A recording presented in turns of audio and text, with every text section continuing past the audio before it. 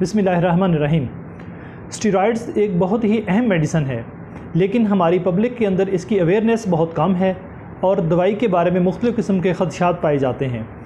तो हम इस वीडियो में स्टीरॉयड्स के हवाले से डिटेल से बात करेंगे कि ये कौन सी मेडिसन है और इसके कॉमन इस्तेमाल, किन बीमारियों में इसको इस्तेमाल किया जाता है, किस शक्ल में ये मार्केट में अवेलेबल है और इसके साइड इफ़ेक्ट्स क्या हैं।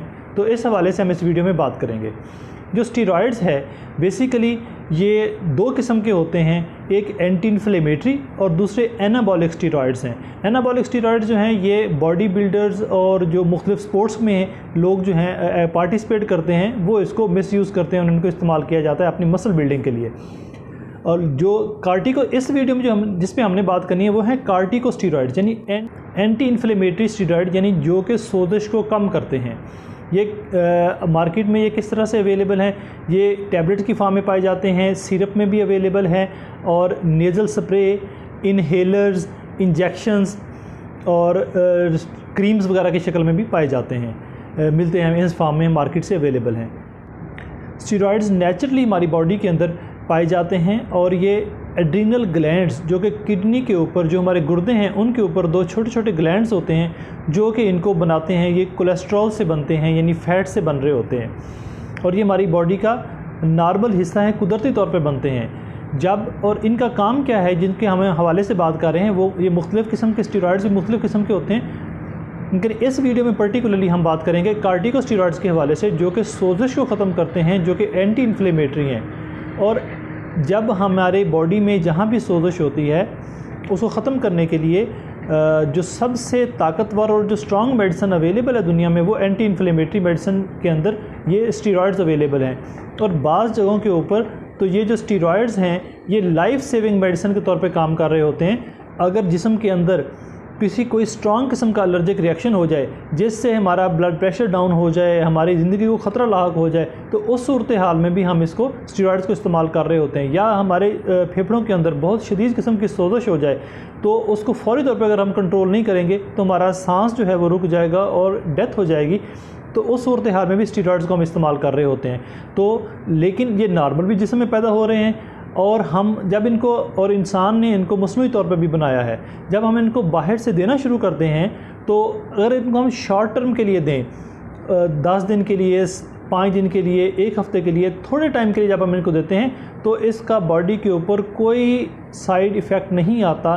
साइड इफ़ेक्ट इसके उस वक्त आते हैं जब इनको हम लॉन्ग टर्म के लिए देते हैं, यानी कि महीनों के हिसाब से, सालों के हिसाब से जब हम इस तरह से देते हैं तो इसका जिस्म के ऊपर साइड इफ़ेक्ट्स आते हैं। तो शॉर्ट टर्म के लिए इसके कोई साइड इफ़ेक्ट्स नहीं आते। लॉन्ग टर्म में साइड इफ़ेक्ट्स क्यों आते हैं? जब नेचुरली भी बॉडी हमारी बना रही है और जब हम बाहर से देना शुरू करते हैं तो बॉडी ये समझती है कि मुझे बनाने की तो ज़रूरत नहीं है, क्योंकि ये तो ऑलरेडी ले रहा है, ये शख्स तो ऑलरेडी ये मेडिसिन ले रहा है, तो हमें इसको वो ग्रेजुअली वो जो है बॉडी इसको बनाना कम कर देती है और वो डिपेंडेंट हो जाती है, जो कि हम बाहर से स्टीरॉयड्स ले रहे होते हैं, जिसकी वजह से हम इस मेडिसिन को फिर फौरी तौर पर छोड़ नहीं सकते और हम ग्रेजुअली इसको टेपर करते हैं और आहिस्ता आहिस्ता इसको कम करके फिर इसको बंद किया जाता है। वरना अगर हम एकदम से बंद कर दें तो बॉडी को इसकी ज़रूरत होती है, नेचुरली बॉडी भी नहीं बना रही और बाहर से हम भी इसको नहीं दे रहे। तो इस वजह से फिर बाज़ औक़ात जो है उसको हम कहते हैं एडिसोनियन क्राइसिस, बॉडी उसके अंदर चली जाती है जिसके अंदर हमारे जो है हमें एकदम से हम बेहोश हो सकते हैं, उल्टी आ सकती है, हमारा ब्लड प्रेशर डाउन हो जाएगा। तो इस तरह की सूरत हाल जो है एडिसोनियन क्राइसिस के अंदर डेवलप हो जाती है। तो उससे बचने के लिए अगर आप लॉन्ग टर्म, महीनों, सालों के हिसाब से ले रहे हो तो इसको ग्रेजुअली कम किया जाता है। और बाज़ वक़्त हमें पता भी नहीं होता, ख़ास तौर पर अगर कोई हकीम से दवाई ले रहे हैं तो हकीम जो हैं वो दवाई दर्द को ख़त्म करने के लिए कुछ लोग इसके अंदर उन्होंने स्टीरॉयड्स को शामिल किया हुआ होता है। तो ये भी अहम बात है कि आप इस बात को समझेंगे। अगर आपको ऐसी दवाई जो हकीम से आप ले रहे हैं और आपको बड़ी जल्दी उससे आराम आता है, उसमें स्टीरॉयड हो सकता है। और अगर आप सालों के हिसाब से ले रहे हैं तो आप उसको एकदम से बंद ना करें, क्योंकि अगर आप एकदम से बंद करेंगे तो आपको इस तरह के मसाइल पैदा हो सकते हैं। तो उसके लिए आप डॉक्टर से कंसल्ट करके तो इसको बंद करें। अब हम बात करते हैं कि इससे ये कॉमन कौन सी जो है ये फार्म्स में पाया जाता है। मार्केट में स्टीरॉयड्स मार्केट में पाए जाते हैं इंजेक्शन में, टैबलेट फॉर्म में और क्रीम्स में पाए जाते हैं, नेज़ल स्प्रे और इनहेलर्स, इन शक्लों में ये मार्केट में हमें मिलते हैं जो कार्टिकोस्टीरॉयड्स हैं। और इसके अलावा जो है इसके इस्तेमालात क्या हैं, कॉमन इस्तेमालात जो हैं, इसके जो यूजेस हैं वो हमारी जो सांस की प्रॉब्लम्स हैं, जैसे एज़मा है यानी दमा जिसको हम कहते हैं, या COPD क्रोनिक ऑब्स्ट्रक्टिव पल्मोनरी जो डिज़ीज़ है जिसके अंदर सांस में रुकावट होती है, तो जो और इसके अलावा जो फेफड़ों की सोजिश वगैरह है उसके अंदर भी इसको इस्तेमाल किया जाता है। और इसके अलावा जो हमारे मुख्तलिफ जोड़ों के प्रॉब्लम्स हैं, पट्ठों के दर्द हैं, उसमें भी इसको स्टीरॉइड्स को इस्तेमाल किया जाता है। और जैसे जल्द के मुख्तलिफ किस्म के मसाइल हैं, जल्द की मुख्तलिफ किस्म की सोजिश है, उसमें भी इसको इस्तेमाल किया जाता है। तो इसके इस्तेमालात तकरीबन हर स्पेशलिटी में हैं। न्यूरोसर्जरी में, कमर के दर्द में इसको इस्तेमाल किया जाता है, क्योंकि ये जहाँ भी हम इसको इस्तेमाल करेंगे तो ये फौरी तौर पर सोजिश को कंट्रोल करता है, हमें दर्द में आराम आता है। इसके जो कॉमन साइड इफ़ेक्ट्स हैं उनकी अगर हम बात करें तो जो मोस्ट कॉमन साइड इफ़ेक्ट इससे है कि इससे अगर आप वो आते उस वक्त जब हम इसको लॉन्ग टर्म यूज़ कर रहे होते हैं, तो लॉन्ग टर्म यूज़ करने से इसके अंदर हमारा वज़न बढ़ना शुरू हो जाता है, हमारा जो ब्लड प्रेशर है उसका कंट्रोल पुअर हो जाता है, और हमें भूख ज़्यादा लगती है।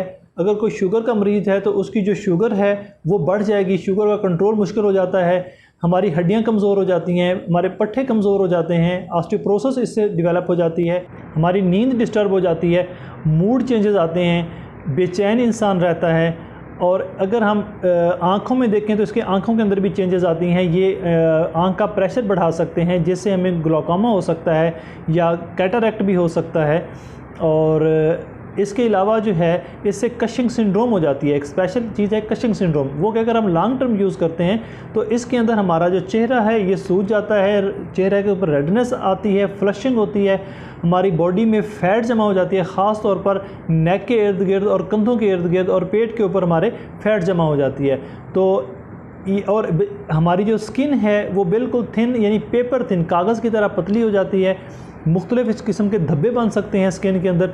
तो ये कॉमन इसके साइड इफ़ेक्ट्स हैं, यानी इससे आपकी शुगर का प्रॉब्लम हो जाएगा, आपकी ब्लड प्रेशर कंट्रोल में लॉन्ग टर्म इस्तेमाल से ब्लड प्रेशर कंट्रोल में मसला हो सकता है, आपकी हड्डियां कमज़ोर हो जाती हैं, पट्ठे कमज़ोर हो जाती हैं, हड्डियां बिल्कुल बाज़ औक़ात इतनी कमज़ोर हो जाती हैं कि आपको बड़ी आसानी से फ्रैक्चर हो सकता है, और बाज़ औक़ात जो है इससे हड्डी के कुछ पार्ट्स मुर्दा भी हो सकते हैं, जिसके अंदर के ख़ास तौर पर फीमर का हेड जो है वो मुर्दा हो सकता है। तो ये चूँकि इसके साइड इफ़ेक्ट्स भी काफ़ी ज़्यादा हैं, लेकिन ये दवाई अहम भी बहुत ज़्यादा है। एलर्जिक रिएक्शंस हैं उनके अंदर इसको फौरी तौर पर कंट्रोल करने के लिए एज ए लाइफ सेविंग इसको इस्तेमाल किया जाता है। तो कोई भी स्पेशलिटी है उसके अंदर स्टीरॉयड्स का इस्तेमाल ज़रूर होता है, लेकिन इसको जो है वो अक्लमंदी के साथ इस्तेमाल करना होता है। इसका जुडिशियस इस्तेमाल, अक्लमंदाना तरीके से इसको इस्तेमाल करें, सही तौर पे इस्तेमाल करें, सही टाइम के लिए इस्तेमाल करें, तो ये एक बहुत अच्छी मेडिसन है, इसे घबराने की ज़रूरत नहीं है। लेकिन लॉन्ग टर्म से इससे प्रॉब्लम हो सकते हैं, और उसके लिए जो है वो वक्तन फ़वक्तन मुख्तलिफ़ किस्म के टेस्ट करके इसको चेक किया जाता रहता है, और इसको इस्तेमाल करने से बहुत ज़्यादा घबराने की ज़रूरत नहीं है। लेकिन जब आप लॉन्ग टर्म इस्तेमाल करते हैं तो फिर इसके साइड इफ़ेक्ट्स आ सकते हैं, और वो तो किसी भी मेडिसन को अगर लॉन्ग टर्म में यूज़ करें तो उसके साइड इफ़ेक्ट हो सकते हैं। Thank you very much.